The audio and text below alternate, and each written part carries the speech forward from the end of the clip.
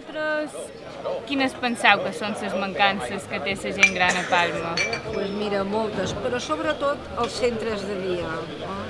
Perquè la veritat ens tenen com un col·lectiu obsolet, tonto, absurdo, ens tenen aparcats. Per què sabeu per què ens tenen aparcats?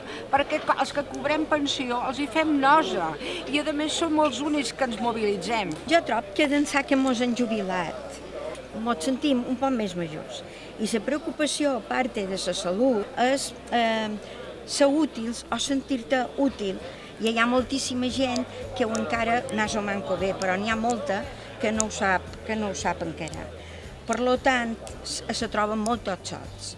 Crec que l'Ajuntament que els interessa que els seus ciutadans siguin feliços, el que hauria de fer és detectar aquest col·lectiu que se senten un poc no, o molt abandonats, en certa manera abandonats. Aleshores convé que quan els tingui detectats creï centres de dia per aquesta gent puguin passar el temps allà i fer amistats i què es diu això? Relacionar-se i tot això. Pens. No és només una qüestió de salut física, és també una qüestió de salut emocional i de no sentir-se tots sols, de poder participar.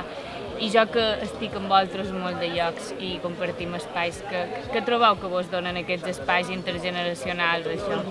Alegria, activisme, sentir-nos útils i a més recordar coses. Sembla que la nostra memòria se reactivi, no?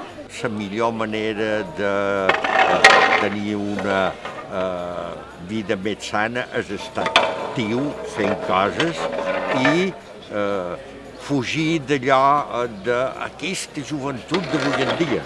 Si els joves tenen problemes és perquè, entre altres coses, no sabem arribar, no sabem comprendre.